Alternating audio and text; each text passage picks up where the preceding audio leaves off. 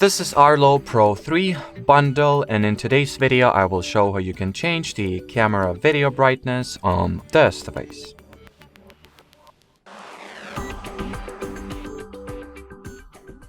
So to start, you will need to take your phone, then launch the ARLO Secure app, go into the devices section, tap at the camera you would like to change the brightness of, then enter its settings or device settings, find the video settings section and open it.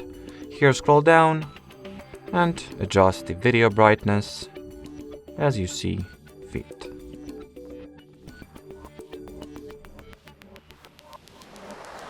Let me show you how the highest brightness looks. And now if I were to dial it all the way down to the darker value, it will become darker respectively. So that will be it for this video, guys. Thanks for watching, thanks for your attention, and bye bye.